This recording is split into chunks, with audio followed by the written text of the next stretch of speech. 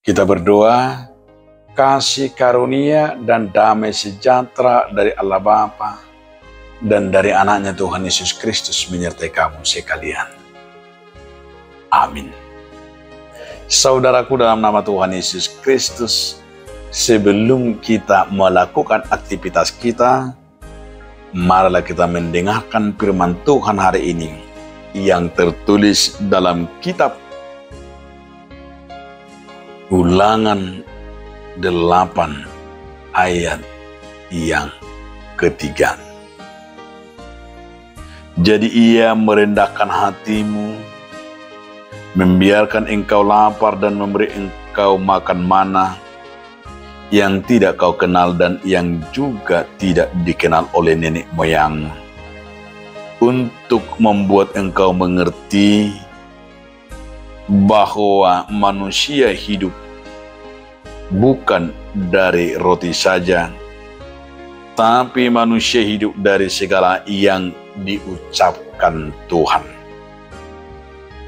Ibana tutupa sere roham, ibana hut mangaranapiho, ibana muse mangaliho ko mangan mana nasotina damhian, manang tinadani akka opum, asa ibana pabotoho dada kolan sagu-sagu hanguluan ni jolma.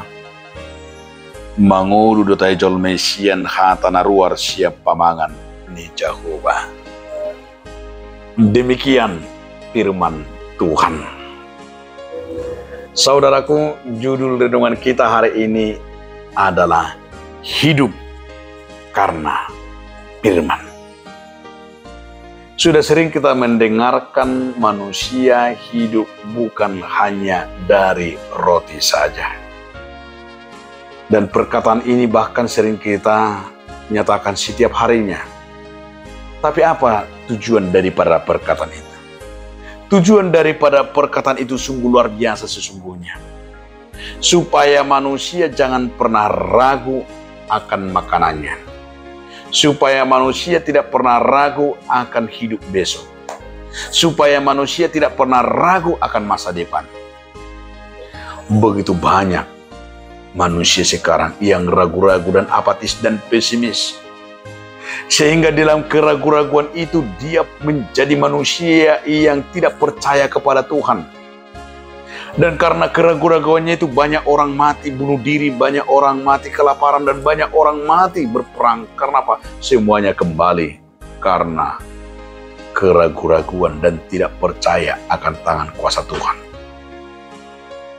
Firman ini dikembalikan, diingatkan kepada kita, disegarkan hari ini. Agar kita juga mengingat umat bangsa Israel yang ketika mereka selama 40 tahun dalam perjalanan itu. Yang harus kita garis bawahi, 40 tahun saudaraku. Mereka dikasih oleh Tuhan makanan dan pakaian. Yang paling luar biasa makanan itu, nggak tahu kita dari mana. 40 tahun di perjalanan. Makan. Itu dikatakanlah yang tidak dikenal oleh nenek moyangmu, yang tidak dikenal. Tuhan memberikan mereka makan manna. Coba kita bayangkan saudaraku, yang pakaiannya yang tidak pernah buruk, yang dipakai selama perjalanan, yang tidak pernah rusak. Itu karena apa? Karena firman. Mereka diberi makan dan minum. Mereka diberikan yaitu di malam hari matahari, di siang hari embun yang segar, agar mereka tidak pernah kepanasan dalam perjalanan. Di malam hari agar mereka tidak pernah kedinginan, tapi diberikan sinar. Ini semualah pemeliharaan Tuhan bagi umatnya.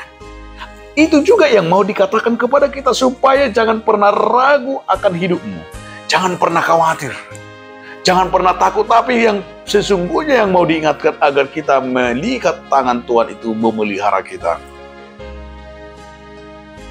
Musa mengingatkan supaya mereka tidak pernah jatuh dalam kesombongan. Sebab manusia banyak yang jatuh kesombongan ketika ia berhasil. Ketika ia sudah bisa makan dan minum, akhirnya tidak mengenal Tuhan dan bahkan menjadi sombong.